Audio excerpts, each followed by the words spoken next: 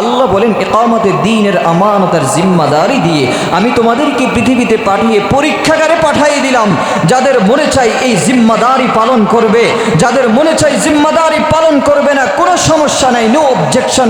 কিয়ামতের ময়দানে যখন আমার আদালতে দাঁড়াবে, সেদিন আমি তোমাকে প্রশ্ন করব, রূহের জগতে যেই জিম্মাদারি দিয়ে আমি পাঠিয়েছিলাম সেই জিম্মাদারি কতটুকু পালন করেছ? যদি ঠিকঠাক মতো অ্যান্সার করতে পারি, আল্লাহ বলে নো এক্সকিউজ, কোনো প্রমাণ লাগবে না, কোনো উত্তর লাগবে না, কোনো কিছু বলা লাগবে না, সোজা আমার জান্নাতের গেট খোলা আছে, ফেরেশতারা তাকে ফুলের সংবর্ধনে জান্নাতের মেহমান বানায় নেবেন। আর যারা এই জিম্মাদারি পালন করবে না, সেদিন ইকামতে দ্বীনের জিম্মাদারি পালন করতে পারবে না, আল্লাহ তাদেরকে বলে দিবেন তোমার যাতেও আমার কোনো সেদিন কোনো বন্ধুত্ব নাই। ইয়াউমা লা জিল্লাতু ওয়ালা খুল্লাতু ওয়ালা শাফাআ, সেদিন কোনো সুপারিশ চলবে না, বন্ধুত্ব চলবে না। জাহান্নামের গেট খোলা আছে, জাহান্নামের ফেরেশতাদেরকে অর্ডার করবে, জাহান্নামের শিকল লাগাইয়া তাদেরকে টানতে টানতে জাহান্নামে নিক্ষেপ করে দিবে। নাউযুবিল্লাহ। আল্লাহ আমাদেরকে জাহান্নাম থেকে বাঁচিয়ে জান্নাতীদের কাতারে শামিল করুক, বলেন আমিন। তাহলে ইকামতে দ্বীন বুঝেছেন, মানে দ্বীন প্রতিষ্ঠা। কি প্রতিষ্ঠা? দ্বীন প্রতিষ্ঠা। দ্বীন প্রতিষ্ঠা দুই প্রকার। কয় প্রকার? একটা হলো নিজের বডির মধ্যে দ্বীন প্রতিষ্ঠা করা, আরেকটা হলো সমাজ এবং রাষ্ট্রের মধ্যে দ্বীন প্রতিষ্ঠা করা। আমার কথা বুঝে থাকলে বলুন, দ্বীন প্রতিষ্ঠা কয় প্রকার? দুই প্রকার।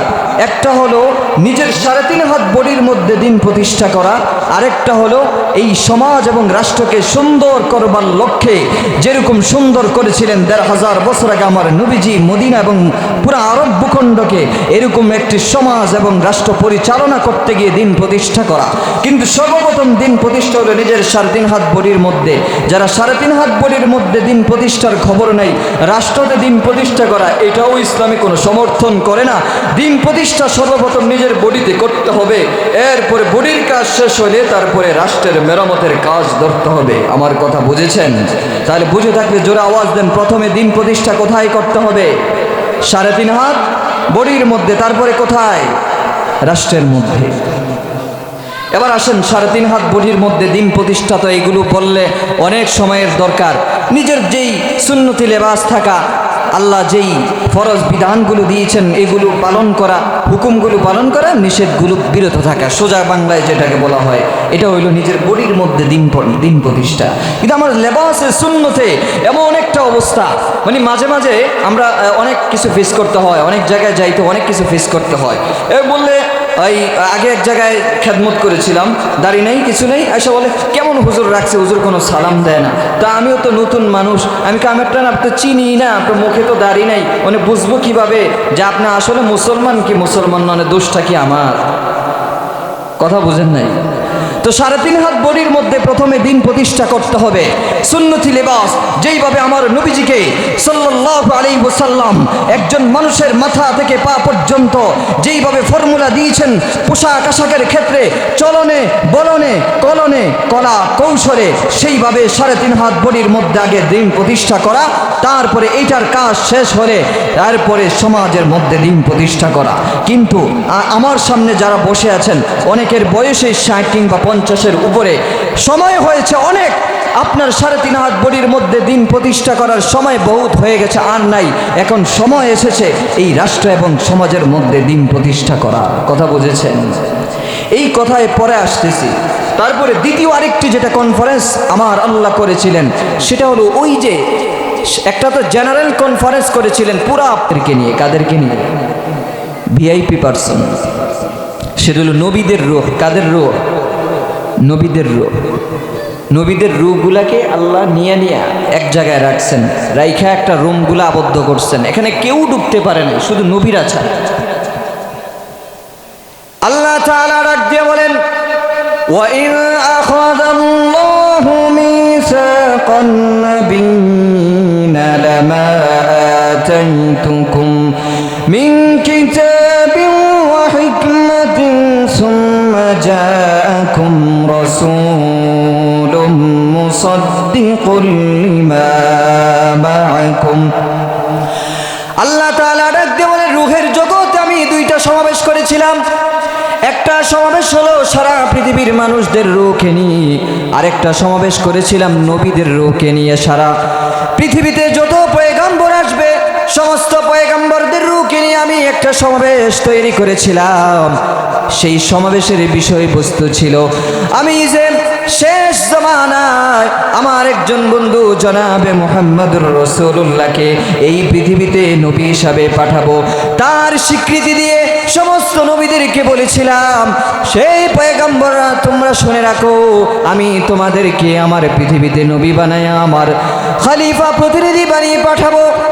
শর্ত হলো একটা, সব নবী পৃথিবীতে আসার পরে সিরিয়াল শেষ হওয়ার পরে আমি একজন শেষ জমানায় আমার একজন পয়গম্বর পাঠাবো, যার নাম হলো জনাবে মুহাম্মদুর রাসূলুল্লাহ।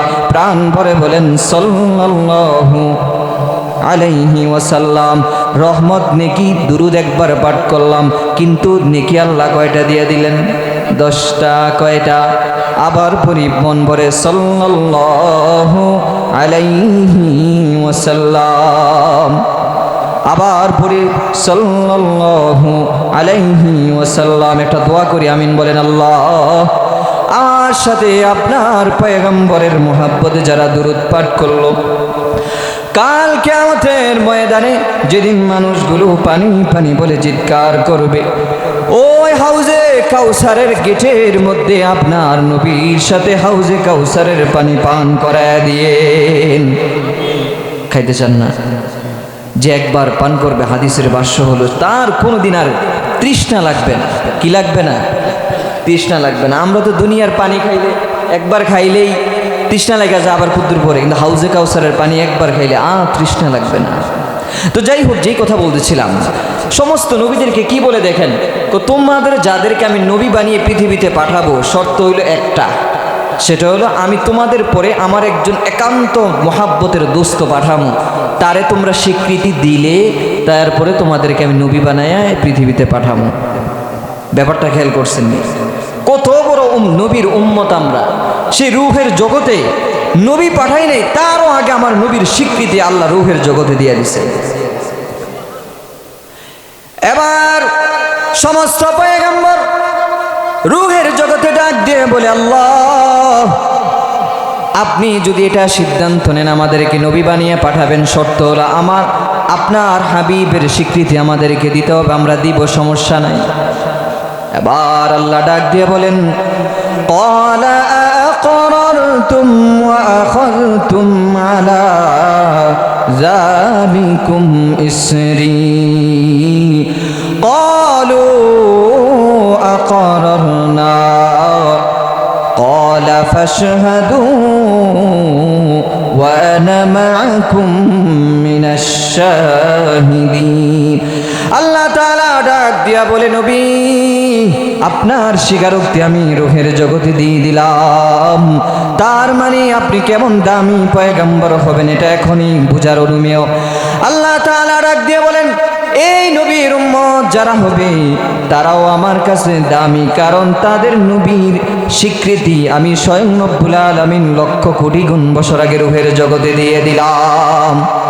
তো যেই নবীকে আল্লাহ এত দামি বানাইলেন, আমাদেরকে উম্মত হিসাবে বানাইলেন, বানানোর পরে বলেন তো, আমার কথার জবাব দেন, আমাদেরকে যে পৃথিবীতে পাঠাইছেন, তাহলে অন্য নবীর উম্মতদের থেকে যে দায়িত্ব ছিল এই পৃথিবীতে আসার পরে অন্য নবীদের তুলনায় আমাদের দায়িত্ব অন্য নবীদের উম্মতদের তুলনায় আমাদের এই নবীর উম্মতদের দায়িত্ব কম না বেশি?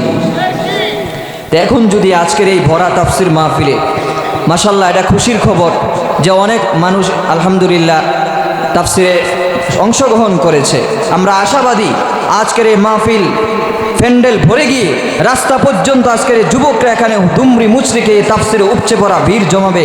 আল্লাহ সেই সমস্ত যুবকদেরকে কবুল করুক, বলেন আমিন। আপনারা যারা আছেন আমার সামনে, সবাই তো মোটামুটি আপনাদের বাচ্চা কাচ্চা আছে না নাই, সন্তান আছে না নাই? তারা তো মোটামুটি যুবক বয়সের ইবাদত আল্লাহর কাছে বহুত দামি।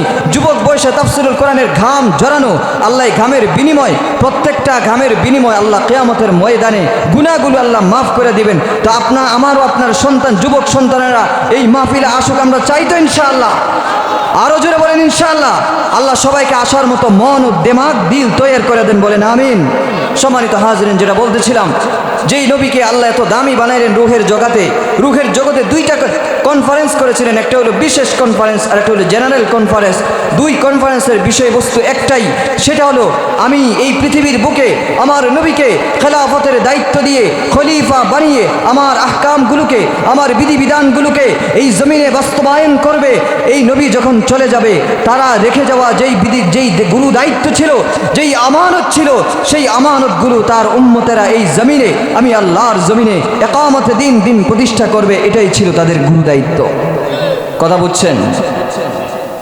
এবার আসেন, এই পৃথিবীতে আল্লাহ আমাকে পাঠাইলেন মায়ের বাবের পৃষ্ঠদেশ থেকে রুহের জগতে আল্লাহ আমাকে রাখার পরে তারপর তো পৃথিবীতে পাঠাইলেন। বাবার পৃষ্ঠদেশ থেকে মায়ের গর্ভে নিলেন, 4টা ক্যাটাগরিতে আল্লাহ আমাকে বানাইলেন। এটা হলো সাইয়্যিদিনা হযরত আদম আলাইহিস সালামকে মাটি দিয়ে আল্লাহ বানাইলেন। তারপরে তার বাম পাজর থেকে খুলিকাত মিন দিলাইল আইসার আম্মাজান হযরত হাওয়া আলাইহিস সালামকে বানাইলেন। বানানোর পরে আমি আর আপনি যে পদ্ধতিতে বানিয়েছে আল্লাহ আমাকে, আমি আর আপনি যেটা খাই এটা কিসের তৈরি? এই যে তরকারিগুলো খাই কিসের তৈরিগুলো? মাটি থেকে উৎপাদন হয় না? ভাত খাই কিসের থেকে উৎপাদন হয়? মাটি থেকে উৎপাদন হয়। তো এই মাটির খাবার থেকে আল্লাহ আমার দেহের মধ্যে একটা রক্তের সঞ্চালন করেছেন। সেখান থেকে একটা রক্ত ভাগ হয়ে আমার সামনের রাস্তা দিয়ে বের হয়েছে, আরেকটা রক্ত ভাগ হয়ে পিছনের রাস্তা দিয়ে বের হয়েছে, আরেকটা রক্ত ভাগ হয়ে স্বামী স্ত্রীর বিশেষ সম্পর্কের মধ্যে একটি সঞ্চালন তৈরি হয়ে সেখান থেকে বীর্যের ফোঁটা তৈরি হয়েছে। সেটা বাবার পৃষ্ঠদেশ থেকে মায়ের গর্ভে আল্লাহ নিলেন। সেখানে 40 দিন কাজ করার পরে তারপরে সেই রক্তকে আল্লাহ মাংসপিণ্ডতে পরিণত করলেন। সেই মাংসপিণ্ডকে 40 দিন কাজ করার পরে সেটাকে গোশতের টুকরাতে আল্লাহ রূপান্তর করে দিলেন। পরিক্রমায় আল্লাহ রুহের ফুৎকার করে পৃথিবীতে আল্লাহ পাঠাইলেন। কিছুদিন আসলাম, বসলাম, খাইলাম, যেটা করলাম আল্লাহর বিধিবিধান বাস্তবায়ন হয়েছে কি হয় নাই কথাতে পরে আসতেছি। এরপরে সময় আসলে আল্লাহ আবার আমাকে আপনাকে ডাক দিবেন কিনা আল্লাহ তাআলা ডাক দিয়ে বলেন, সুম্মা মাতাহু ফাকবারা সুম্মা ইযা শাআ। এই রুহের জগৎ থেকে পৃথিবীতে পাঠানোর পরে দিন প্রতিষ্ঠার যেই গুরু দায়িত্ব আমি তোমাদেরকে দিয়ে আমি পাঠাইলাম, গুরু দায়িত্ব যারা পালন করেছে আল্লাহ বলেন প্রত্যেকটা মানুষের রূহগুলো এই শরীর থেকে বের হওয়ার পরে 2টা ভাগ হয়। কয়টা ভাগ? 2টা ভাগ। যারা মুত্তাকি বান্দা আল্লাহর ইকামতে দিন করেছে, দিন প্রতিষ্ঠা করেছে, এদের রূহটা ইল্লিয়িনে চলে যায়। আর যারা এই গুরু দায়িত্ব জিম্মাদারি পালন করে নাই তাদের রূহটা সিজ্জিনে চলে যায়। তাহলে রূহ কয় ভাগে ভাগ হয়? একটা যায় ইল্লিনে, আরেকটা কোথায় যায়? একজন মুত্তাকি বান্দার রূহ যখন কবজ থেকে বের হয়, জান থেকে বের হয়, এটা এইভাবে যাওয়ার পরে ফেরেশতারা মিছিল করে আমাকে দাও, আমাকে দাও, আমাকে দাও, এটা মিছিল করে, এটা খুশবু গ্রাম তৈরি হয়। পুরো আরশ আজিমের মধ্যে যতগুলো ফেরেশতা আছে সমস্ত ফেরেশতাদের মধ্যে একটা প্রতিযোগিতা তৈরি হয়ে যায়। আমাকে দাও, আমাকে দাও, একটা প্রতিযোগিতা তৈরি হয়ে যায়। আর যারা জাহান্নামী মানুষ, যারা দিন প্রতিষ্ঠার সাথে যুক্ত ছিল না, আল্লাহ যে রুহের জগতে যে গুরু দায়িত্ব দিয়ে পাঠিয়েছিল, তাদের রুহটা, আমার কথা যদি বিশ্বাস করেন, কোরআন হাদিস থেকে বলছি, প্রথম আকাশে যাওয়ার পরে ফেরেশতারা এটাকে ঢিল মারে, গন্ধ বের হয়, কয়টা নিয়ে আর সামনে যায় না, এটাকে এভাবে ঢিল মারতে থাকে, পৃথিবীর জমিন এটা হোঁচট খেতে থাকে, এভাবে আছড়ে পড়তে থাকে, গন্ধ বের হয়, কয়টা নিয়ে আর সামনে যেও না, এটা নিয়ে গন্ধ বের হয়। আর ইল্লিয়িনে যেই বান্দার রূহ চলে যায়, যারা আল্লাহর এই রুহের জগৎ থেকে পৃথিবীতে আসার পরে যে গুরু দায়িত্ব নিয়ে এসেছিল রুহের জগৎ থেকে ইকামতে দিন প্রতিষ্ঠা, এটা নিয়ে আল্লাহ একটা রুহটাকে, সবুজ পাখি আছে না, পাখি, যে পাখিটা সবুজ, পাখিটার মধ্যে রুহটা দেয়, এই রুহটা গিয়ে জান্নাতে এভাবে বিচরণ করতে থাকে। যখন সময় হয় তখন আল্লাহ এই পাখির ভিতর থেকে রুহটাকে এনে আমার বডির ভিতরে দিয়ে আবার হিসাব নিকাশের জন্য তাকে দাঁড় করাই দেন। আর যে ওই যে সিজ্জিনে যার রুহটা চলে যায়, যে ইকামতে দিন করে নাই, নিজের বডিতেও দিন প্রতিষ্ঠা করে নাই, সমাজেও প্রতিষ্ঠা করে নাই, আল্লাহ তাকে সিজ্জিনে পাঠিয়ে দিয়ে সোজা জাহান্নামের গেট, তার জন্য ওই যে ফেরেশতারা আর উপরে উঠতে দেয় নাই, সেখান থেকে সোজা জাহান্নামের গেটে তাকে রুহটাকে ফেলিয়ে দেওয়া হয়। আর সেখানে সেটা দগ্ধ হতে থাকে, দগ্ধ হতে থাকে। এমন এক উত্তপ্ত জাহান্নাম জাহান্নাম, যেটাকে পুড়ে 1000 বছর পুড়ে জ্বালানো হয়েছিল, সেটা কালো বর্ণ ধারণ করেছিল, আবার 1000 বছর জ্বালানো হয়েছিল, লাল বর্ণ ধারণ করেছিল, আবার 1000 বছর পুরানো হয়েছিল, সাদা বর্ণ ধারণ করে, আবার কালো বর্ণ ধারণ করে, এইভাবে এটাকে বছরের পর বছর তেজদীপ্ত করে সেই জাহান্নামের আগুনকে, সেই সিজ্জিনের রুটার জন্য আল্লাহ তাআলা তৈরি করে রেখেছে। নাউজুবিল্লাহ। তাহলে এটা তো দুই রুটা দুই ভাগে ভাগ হলো। এবার আসেন বর্তমান প্রেক্ষাপট এবং এই আয়াতের রূহের স্বীকারোক্তির সাথে আমাদের আজকের বর্তমান এই আয়াতের সাথে কতটুকু মিল আর সামঞ্জস্য রয়েছে, এটা বলে ইনশাল্লাহ আজকের এই এশার পূর্বের অধিবেশন এখানেই শেষ করব। বর্তমান প্রেক্ষাপট আল্লাহ তাআলা ডাক দিয়ে বলেন, আমার আল্লা তাবুদু ইল্লা ইয়্যাহু ইনিল হুকমু ইল্লা লিল্লাহ। আল্লাহ তাআলা বলেন, আল্লাযী লাহু মুলকুস সামাওয়াতি ওয়াল আরদি ওয়া লাম ইয়াত্তাখিয ওয়ালাদান ওয়া লাম ইয়াকুন লাহু শারীকুন ফিল মুলক। এই জমিন কার? এই আকাশ কার? এটা আমার আপনার কথা, স্বীকারোক্তি। আল্লাহ বলেন, এই জমিন আমার, এই জমিন আমার, এই আসমান আমার। যেই জমিনের মালিক হয়ে জমিনে কর্তৃত্ব তার চলে, ঠিক না বে ঠিক? আপনার যে জমিন, আমি কি জোর করে ওটা দখল করতে পারবো? আল্লাহ বলে, জমিন আমার, আসমান আমার, সব আমার, বানাইলাম আমার। কিন্তু দুঃখের কথা হলো আল্লাহ তাআলা বান্দাদেরকে ডাক দিয়ে বলেন, আমার জমিনে আমার কথা হবে, এটাই তো ছিল স্বাভাবিক। আমার জমিনে আমার বিধান হবে, এটাই ছিল স্বাভাবিক। আমার জমিনে আমার আইন হবে, এটাই ছিল স্বাভাবিক। কিন্তু মানুষ রূহের জগতে যে স্বীকারোক্তি দিয়েছিল আমার সাথে, যেই গুরু দায়িত্ব পালন করার কথা ছিল দুনিয়াতে এসে, সেটা সে ভুলে গিয়েছে।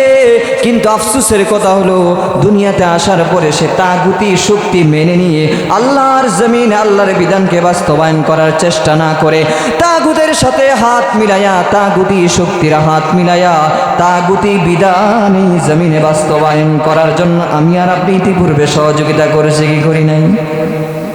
আমার তাফসীর বুঝছেন? আল্লাহর অর্ডার ছিল জমিন আমার, আসমান আমার, বিধান চলবে আমার। যেহেতু যে জিনিসের মালিক হয় ওই জিনিসের অধিকার তার। আল্লাহ বলে, জমিন আমার, মানুষ আমার, বিধান চলবে আমার, এটাই ছিল স্বাভাবিক। কিন্তু মানুষকে রূহের জগতে আমি আমার জমিনে আমার বিধান বাস্তবায়ন করবে, এটাই ছিল স্বাভাবিক। কিন্তু করে নাই, আমি আর আপনি করেছি। বাংলাদেশে কি ইতিপূর্বে আল্লাহর আইন দিয়া রাষ্ট্র পরিচালনা হয়েছে নাকি? যদি না হয় তাহলে রূহের জগতে আমি যে ইকামতে দ্বীনের স্বীকৃতি দিয়েছিলাম তার কি কাজ আমি করলাম? এখন যদি আমার আপনার মরণ হয়ে যায়, আর এই প্রশ্নটাই করে আজকের মাহফিলে যে আলোচনা করলাম, বলেন তো জান্নাতে যাওয়ার কোনো রাস্তা আছে? তাহলে কি জবাব আছে বলেন? সময় ঘনিয়ে আসছে, আমরাও নামাজ পড়ব। আমি আপনাদের আজকে মূল মেসেজটা আমি দিতে চাচ্ছি। আজকের তাফসির, যেহেতু এটার নাম হলো তাফসিরুল কোরআন মাহফিল, আমি বিশেষ করে নলুয়া মসজিদ এবং মাদ্রাসার কমিটিদেরকে ধন্যবাদ জানাই যে তারা তাফসিরুল কোরআন মাহফিলটা ব্যবহার করেন। কারণ তাফসিরুল কোরআন মাহফিল, এটার সাথে অনেক ভালোবাসার স্মৃতি জড়িয়ে আছে, এটার সাথে অনেক মনের স্মৃতি জড়িয়ে আছে। কথা বুঝেছেন? যে কথাগুলো আমরা আগে বলতে পারতাম না, এখন বলতে পারি আর কি। অনেকে লাগে ওয়াজ মাহফিল, ওয়াজ মাহফিল না, কারণ এখানে তো কথা হবে কোরআন থেকে, কথা হবে হাদিস থেকে।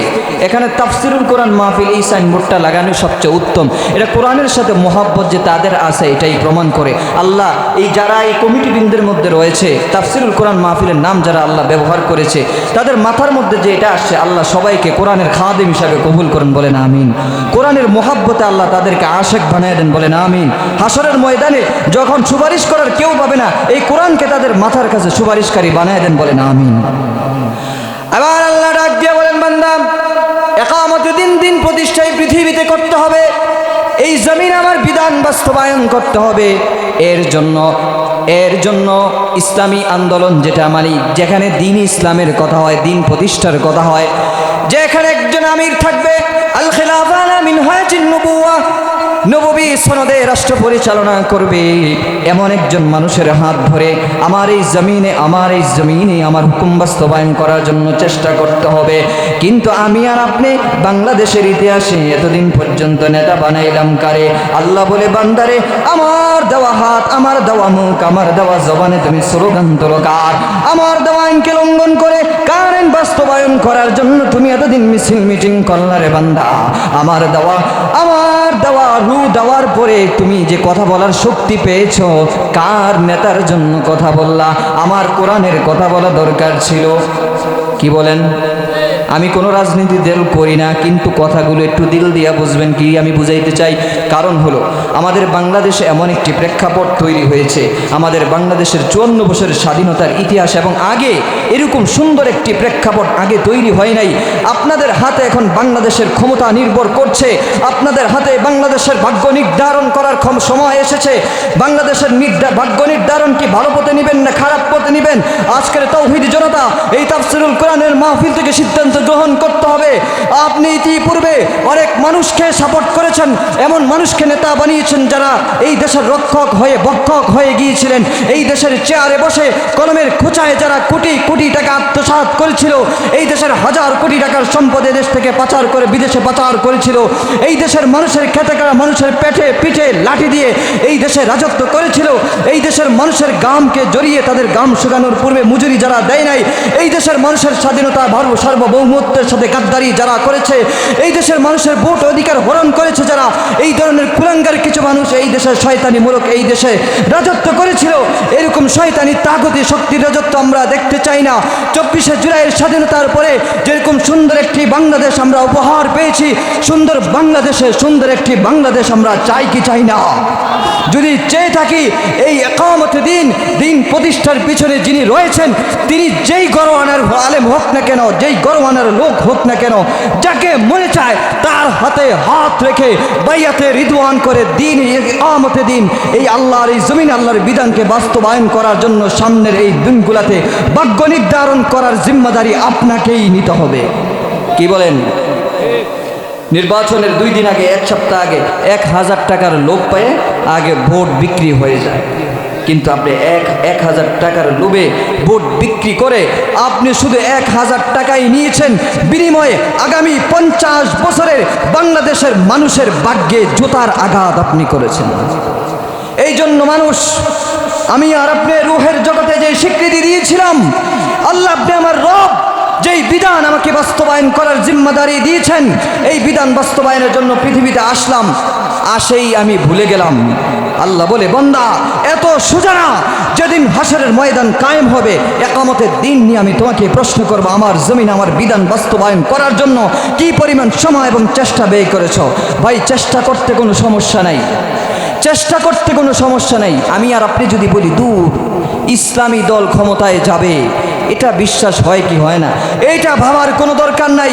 313 জন যেই সমস্ত মধ্যে মুজাহিদ সাহাবী 1000 অস্ত্র সজ্জায় সজ্জিত মানুষের মোকাবেলায়, কাফেরদের মোকাবেলায় লড়াই করেছিল, তারা অস্ত্রের তোয়াক্কা করে নাই, তারা সরঞ্জামের তোয়াক্কা করে নাই, ইমানি বলে বলিয়ান হয়ে মাঠে নেমে পড়েছিল। বিনিময়ে আল্লাহ 5000 ফেরেশতা দিয়ে কাফেরদেরকে কটুস, কাফেরদেরকে বেত্রাগা, কাফেরদেরকে এই জমিনে হত্যা করে রক্ত রঞ্জিত করে ইসলামের সুমহান বিজয় দান করেছিল। আমি আর আপনি কে ক্ষমতায় যাবে সেদিকে তাকাবার সুযোগ নাই। আল্লাহর এই জমিনে দিন প্রতিষ্ঠা করতে হবে, এটাই মাথায় রেখে ইনশাল্লাহ সামনের দিনে বাংলাদেশের ভবিষ্যৎ কার হাতে নির্ধারণ করবেন, এটার সিদ্ধান্ত আজকের এই তাফসীরুল কোরআন মাহফিল থেকে নিতে হবে। ঠিক আছে তো? ইনশাআল্লাহ আজকের এই মাহফিল থেকে আমি যে একটা মেসেজ আপনাদেরকে দিতে চেয়েছিলাম, সেই মেসেজটা আমি বুঝাতে পেরেছি। কি বলেন? চেষ্টা করবেন তো ইনশাআল্লাহ?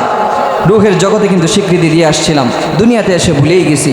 ভুলে যাতে না যাই এই কারণে আল্লাহ যুগে যুগে নবী পাঠাইছেন, আলেম ওলামা পাঠাইছেন, নবীর পরে আলেম ওলামা পাঠাইছেন, কোরআন পাঠাইছেন। তারপরেও দুঃখজনক কথা হলো মানুষ সেগুলো মানতে রাজি না, চেষ্টা করতেও রাজি না। সর্বোপরি যেই কথাটা বলে আমি মাইক রেখে দিচ্ছি, দক্ষিণ নুলুয়া যে মাদ্রাসা আপনাদের সম্মুখে রয়েছে, মাদ্রাসা এবং মসজিদ কমপ্লেক্সের উদ্যোগে আজকের যে তাফসীর